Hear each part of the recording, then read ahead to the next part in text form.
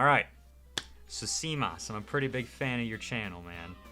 You got a lot of great videos. You know, you just did that one on the Gamecube Game Boy player. I really enjoyed that video. How'd that go for you? It was pretty great. I was trying kind of a new format. In the past, I've had a lot of incorrect facts, so I've been trying to steer clear of those and focus more on the fan perspective, things that I enjoy. I mean, it didn't do as well as some of the ones I used to do, but I feel like I'm going in the right direction. This is definitely the coolest thing that's happened to me online. I've never been, invited to a podcast before.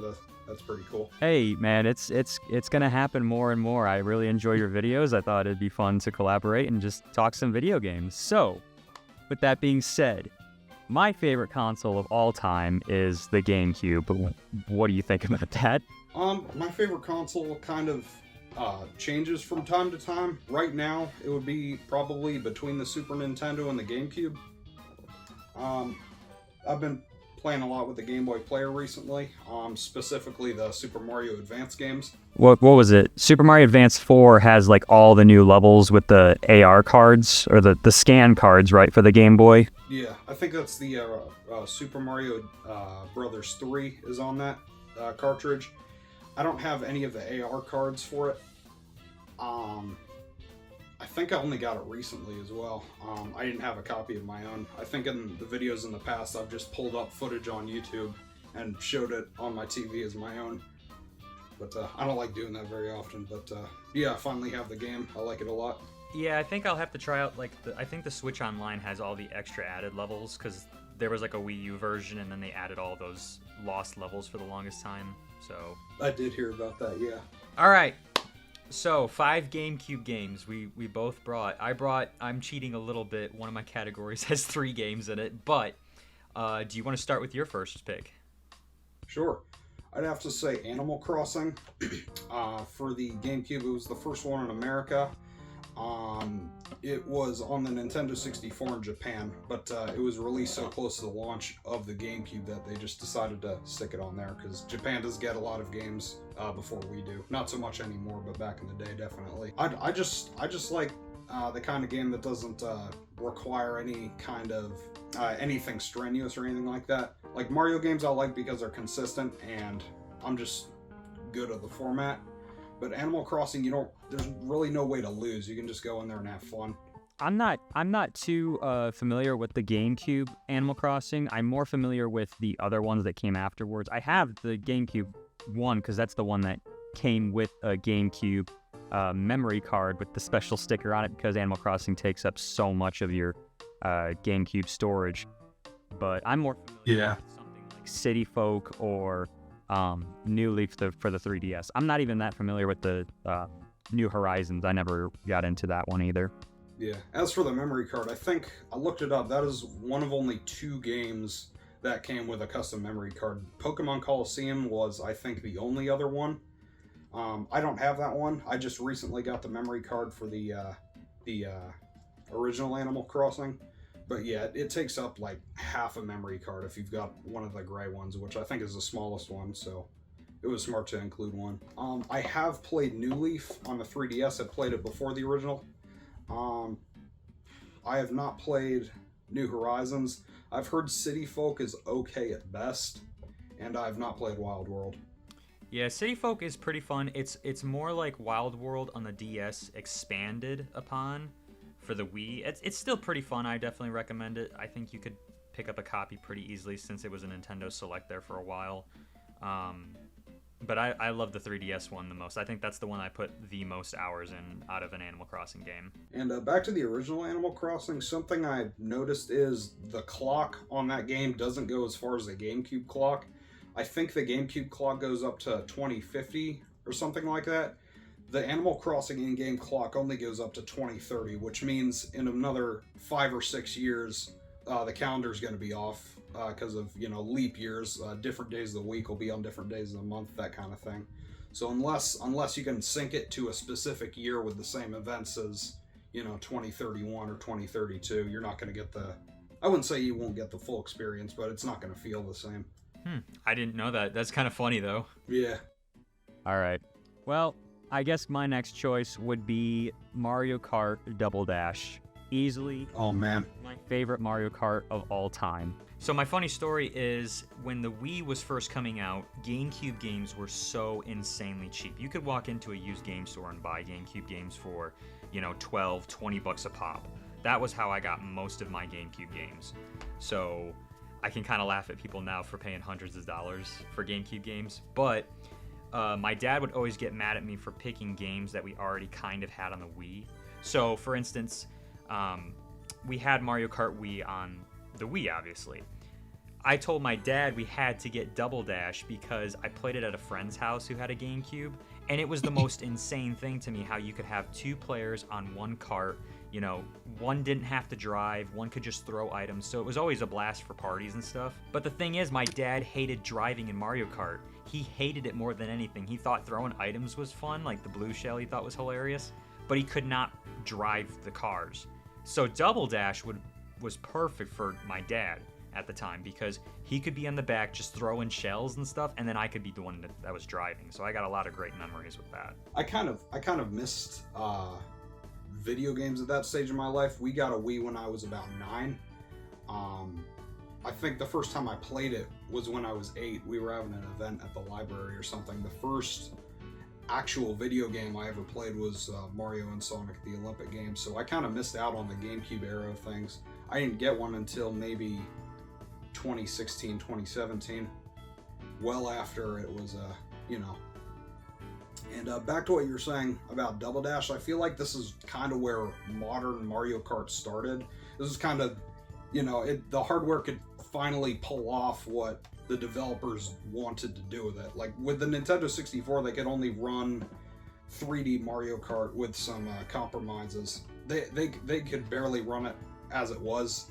You see the characters, they were basically JPEGs of a 3D model. They didn't have the actual models of the characters in there, like what was it, Diddy Kong Racing. Yeah, and the thing about Double Dash, which I love the most, is usually with Mario Kart games, it's a lot like Super Smash Brothers, where it replaces the next Mario Kart along the way. So for instance, Mario Kart 8 replaced Mario Kart Wii basically for people.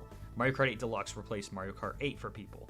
Double Dash is one of those games where you can go back to it, and I feel like there's been no replacing it. Just the amount of absurdity that with the items being unbalanced all over the place, each character having a singular item, the carts where, you know, the weight classes have different aspects to them, and then the same thing with the 2-player co-op. It's so unique to Mario Kart. I feel like Mario Kart Wii, and correct me if I'm wrong, but I feel like that didn't feel like a proper successor to Double Dash.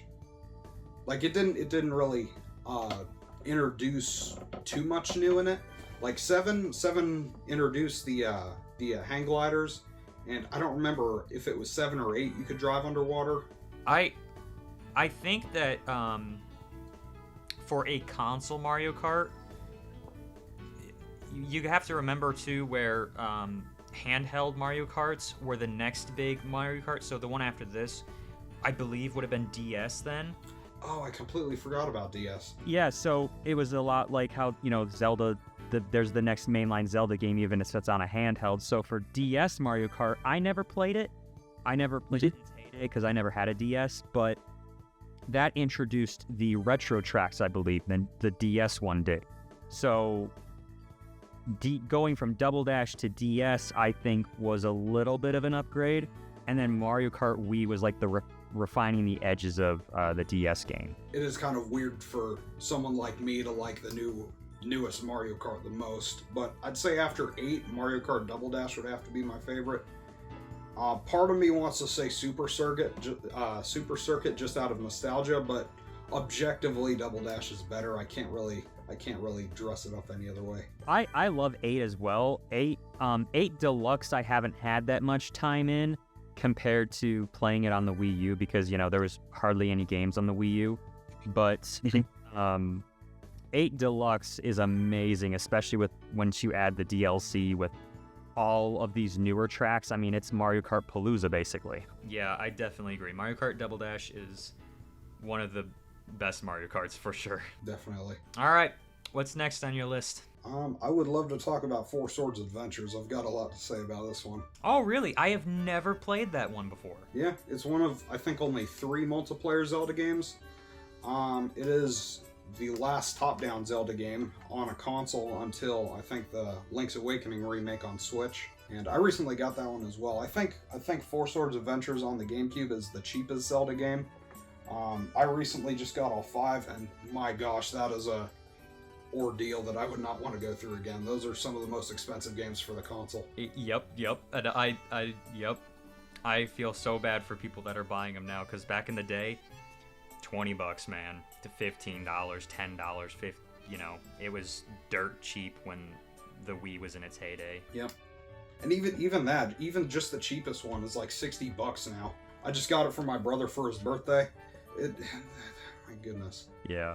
Yeah, so But, Four Swords Adventure is the one with the GBA hookups, correct? Because I have not Oh, yeah. used that one yet, because every time I go to get it, it's like, oh, but then you need the hookups and the different Game Boys, and it would be cool to experience that, but man, you'd probably be dropping $1,000 just to be playing Four Swords Adventure. I don't know if you need Game Boy Advance to play. It definitely enhances it, but if you're playing by yourself, it doesn't really make a difference. That is the main thing I wanted to say. The main gimmick is that you can use a Game Boy Advance as a controller. You can actually plug 4 GameCubes into one more GameCube and play one game on 5 GameCubes. I think I was talking about it in my last video. That's just weird to think about. Yeah, I didn't actually play through the whole game.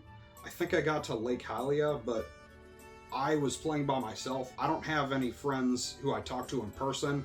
I don't live around any of them. I've really only got one, but I feel like it's better played with more than one person. Like, if you're playing it by yourself, you're not really getting the full experience. Yeah, because it's a bit like a DS game, isn't it? When you're playing it on the Game Boy Advance controller.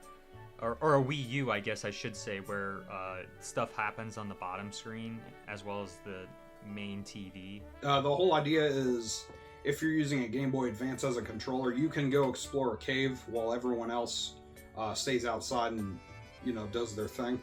One of the things I don't like about that game is it sends you back to the main menu if one of the controllers gets unplugged, which happens constantly, even if you're playing by yourself. Okay, the Game Boy link cable does not hold on to the Game Boy Advance that well whenever you've got it plugged into the GameCube, so even jittering it can lose your connection to it. If you've got 4 people playing, 8 connections total, that if at any point that connection's severed, send you back to the menu without saving anything, regardless of how far you are into the level.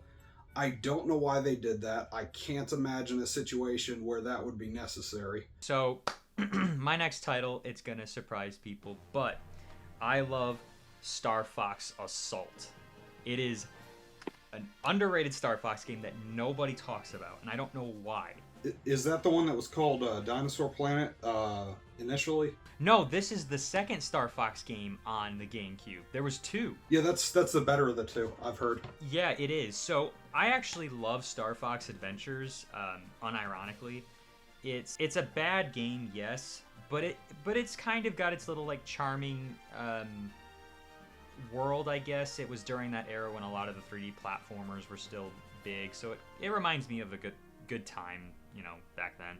It was still bad. I bought it for like $8 back in the day, so that's telling you something. But Star Fox Assault is amazing, as it's just the most insane Star Fox game you could ever want, and nobody talks about it. It's a twin-stick shooter, so you have Star Fox on the ground blasting up robots. You can be the land speeder on the ground blasting things, as well as just a really good ship game as well. I definitely recommend this one, and I think you can still get it for super cheap, so definitely Star Fox Assault if you haven't. Yeah, I think the only Star Fox game I've really played is the original, and I've played maybe 2 levels before I couldn't handle it anymore. I have boot up Star Fox 64, which I'm told is the best one.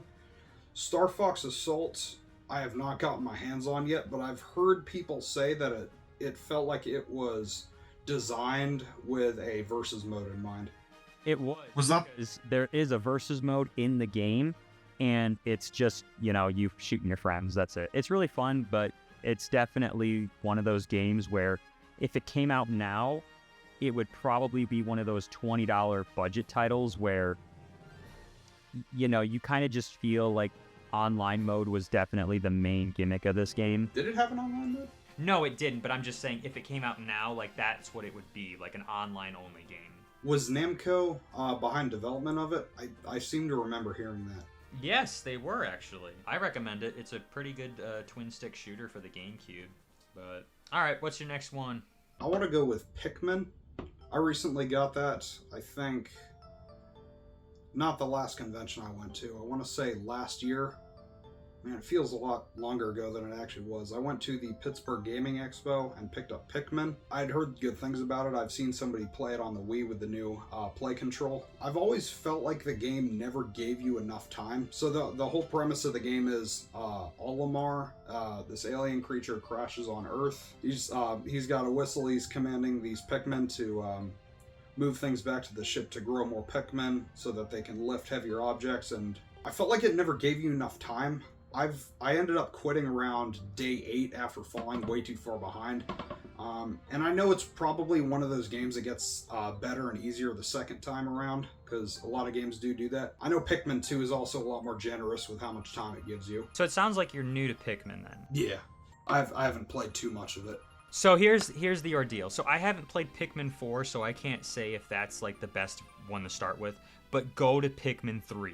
Specifically, the one on the Wii U. I like that one the best, and it's the cheapest too. You don't have to pay $60 for the Switch edition.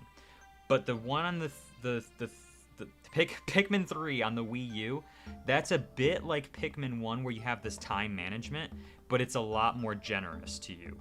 And it's all about like gathering fruit and different things to survive the night. You don't have it where in this amount of time, the game's going to end. You just, as much fruit as you gather, that's how many days you have to space out your adventure. And then I think you could go back to the first game and enjoy it a lot better. I mean, I don't know if the location of things change every time, but if I went back there and knew where everything was, I feel like I'd have a better time playing. But I don't want to watch a tutorial just because I don't really see that as me winning as much as it is just me looking up the solution to things. Yeah, no, I love the first Pikmin game. It's definitely a lot more challenging than the others, I would say, but it's one of the most satisfying games once you understand, like, okay, where do I go from here? How do you plan out your day to do different things? Like, okay, you throw 5 Pikmin on this flower, they'll go take it back. You take your other team of army Pikmin and you go and gather this ship part, or you go and defeat this enemy and that'll give me more Pikmin from here. It's definitely a big multitasking game. Part of me is curious to see what Nintendo could do with Pikmin if it was multiplayer. Like, you could compete against each other to find parts for the ship and build your up faster. So Pikmin 3 on the Switch has multiplayer? You can play the entire... Oh, really? Yeah, you can play the entire story mode game with multiplayer. I think it's like the local online. Maybe I know it's multiplayer, but also with Pikmin 3, there's multiplayer modes that you can do for like co-op and stuff. Me and Jace would play those a lot, and those were pretty fun. But all right, so I got another underrated title. Okay. Wario World. I haven't. Nobody talks about it, and I don't know why. It's one of my favorite GameCube games. In fact, it's like in my top 5, I would say, easily. I play it almost every year. It's a really good beat 'em up, and you can get through the game relatively quickly. Maybe like a full day if you wanted to go for it. But it's basically just a Wario Land in 3D now. So all of your Wario Land moves, they're in this, and it's just translated to 3D. So it's definitely an underrated title for sure. Nobody talks about it because it's not like linked in with the Wario Land franchise. It's just kind of there. Yeah, and it is on my list of games I'd like to get just because I want to have all the, Nintendo made GameCube games. But I've not been specifically looking for it. Oh, dude, I recommend it. That's if there's like one title that I recommend you buy for the GameCube as fast as you can, Wario World. You're gonna have a blast with it. Have you? I don't remember if you said, have you beaten it? Oh yeah. I try to beat it every year. Really? Yeah, it's just one of those games since I bought it, because I think I walked into, because I had a retro game store next to a Chinese buffet that my family would always go to. So afterwards, after we ate Chinese food, if I had, you know, $20 or $10 saved up, I'd go and buy a GameCube game for my Wii.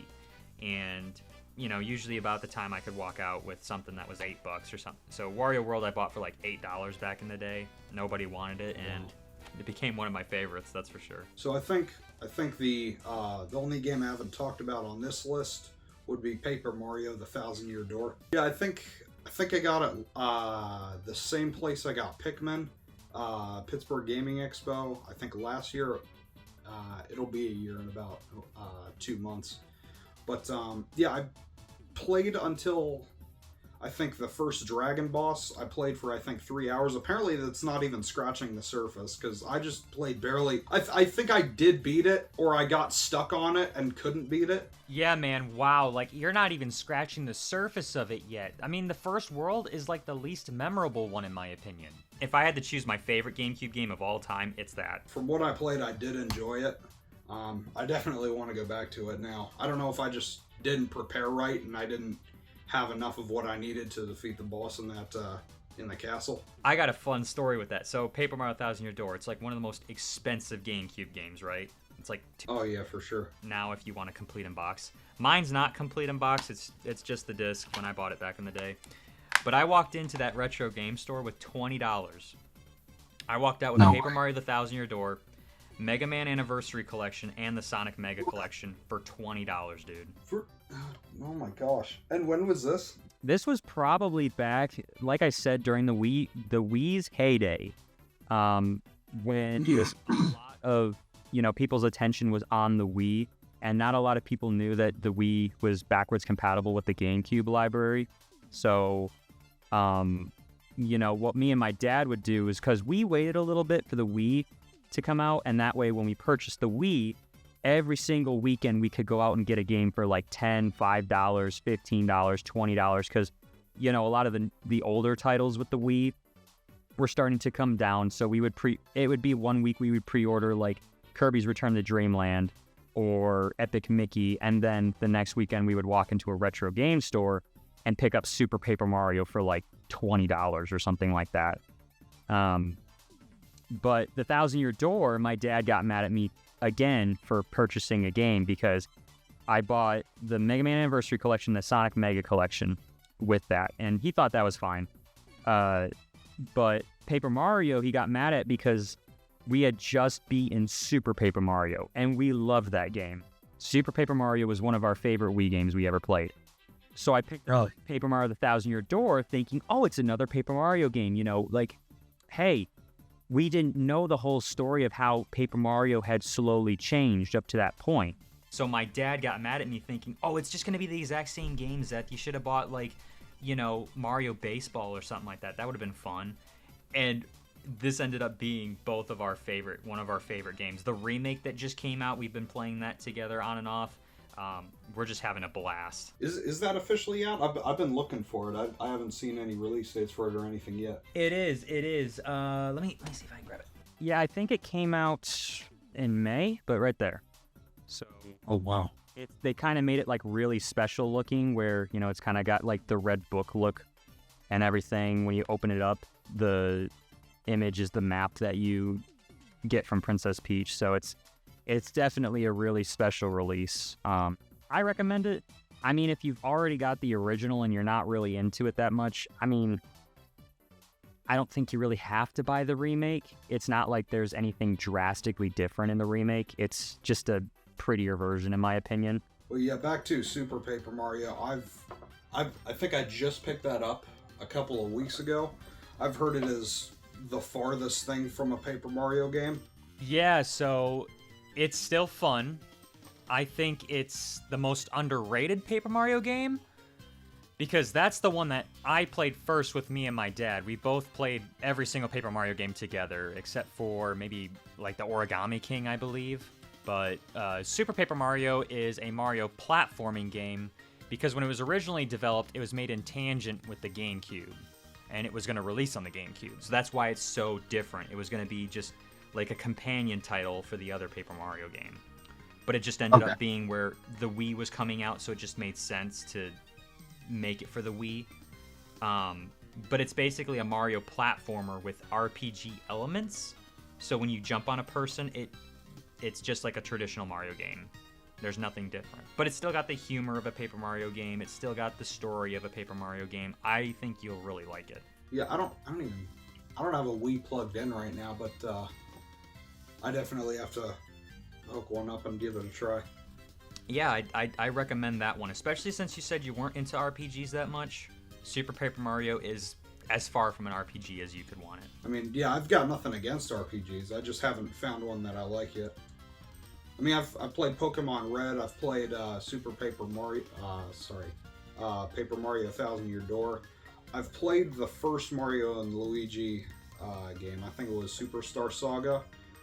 I have no idea where that went. I think it got lost when I moved or something, because I cannot find it anywhere. Those are the three that I've played that I really do like. But yeah, I've played Final Fantasy. It's not really my thing. I know people are going to roast me for that, but I've never been able to get into Final Fantasy. I think it's one of those things where you have to try it at an earlier age. I think the more that you try it at an earlier age, the more you're used to like grinding and stuff like that for, you know, your level of your characters and such. I think that's it for me, at least. Like, I know I probably wouldn't have the patience for it nowadays, but since I played Paper Mario: The 1,000 Year Door at such a young age, that introduced me to that like level entry of an RPG. Same thing with the Mario and Luigi series, because I collected all of those games. I love the Mario and Luigi. I'm so excited that they're bringing it back for the Switch with the Brothership. I did hear about that, yeah. It looks excellent in my opinion. But I think it might be one of those things where it's like, if you tried when you were older, it's like, I don't really get the appeal of this. It's kind of maybe like Kirby for some people, where Kirby's a little easy for some people. And it's one of those things where if you didn't grow up playing Kirby games, you might not get the appeal of it. I don't know. This is kind of an honorable mention because it's not on the GameCube, but I would have absolutely loved to see it. I would kill to see a Katamari Damacy game on the GameCube. Have you ever played that? Katamari. Isn't that the one where... Now, correct me if I'm wrong, but is that the one where like the green guy rolls a big ball of stuff? Mm-hmm. That's exactly what it is. It's made by Namco. It looks exactly like something that would be on the GameCube. It is exclusive to the PlayStation 2. I think there are only 3 Katamari games that aren't on PlayStations. The first time we got a Katamari game was on the Switch, and that was just a port of the first game. But yeah, I play Katamari games all the time. I think the only ones I haven't played are the ones for the PlayStation 3 and the 360. There are exclusive ones for that. I think the remake on Game Pass, because I think that was on Game Pass, and I just couldn't get into it that much. But I did see the appeal of it. I think both PlayStation 2 games are ported. I think, one of them's called We Love Katamari, and then the first one was Katamari Damacy. I think for my final pick, though, it's not my favorite. Paper Mario is my favorite GameCube game, but for me as a kid growing up, I didn't like video games that much. We had PlayStation 1 growing up, and that was basically the most that I would touch video games. I would play Twisted Metal 2 with my uncle and my father, and that was it. Anything else, I wouldn't really care about it. Slowly, though, I started to get more into them, and then when the Wii took off, that was the big, me getting into video games and stuff. But going back to earlier games, especially with the Wii Virtual Console, that was pretty cool. But my first step into playing retro games was through an emulator on the computer that my dad showed me. So in turn, when it came to buying old video games, I went for the collections, obviously, on GameCube. I love these things to death. The Mega Man Anniversary Collection, the Sonic Mega Collection, and then the Zelda Collection that you got for pre-ordering, I believe. I don't know, I bought it at the used game store. But these always are special to me because this is what started my love for retro video games. Going to the Mega Man Anniversary Collection and going through the entire legacy of Mega Man. Sonic, I had a much more better appreciation for Sega and the Genesis because of it. And then with Zelda, I still don't really like the 2 NES games that much. I know that's weird because that's Nintendo's golden child on the NES, but it made me love the Ocarina of Time and Majora's Mask on the GameCube. Those 2 I adored because of this collection. And I can't really fault you for not liking the NES ones. The first one, you don't really know what you're doing if you're just thrown in without any instructions at all. I feel like you kind of need instructions or an outside source of some kind to fully appreciate the game. And 2, it's pretty universally, I wouldn't say hated, but it's not preferable to most people. It's there's a lot about it that just doesn't make any sense. Yeah, yep. So my father loves those 2 videos because those were his 2 games growing up. That and Kid Icarus and like Karnov and Rygar he loved as a kid. But when it came to those 2 games on the NES, I don't think I've ever beat them before. Just because I get to a certain point and I'm like, I don't know what to do here. And then I don't want to ask for help or anything like that or look up a guide. So I'm like, whatever. The thing that does it for me with the first game is I don't like how it starts you off at 3 hearts, regardless of how much you've collected health capacity-wise. The whole reason you upgrade your health is so that you can take more of a beating. I don't want to go into the game and then grind for health before going to the nearest dungeon just so I can use my sword to its fullest capacity. The first game, I definitely don't have as many problems with the second game. Now, the second game is my dad's favorite Zelda game of all time.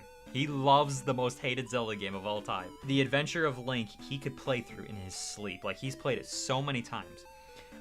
But, I just don't like that there's so many, like, mysterious things that you gotta figure out by yourself. Like, one guy will tell you, oh, here's something you gotta take to another guy, and then he won't tell you where the guy is or what to expect. Just look in the forest somewhere, and there's a billion forests, and then it's some random house in some random spot geographically on the map. It's so ridiculous. Those 2 games definitely were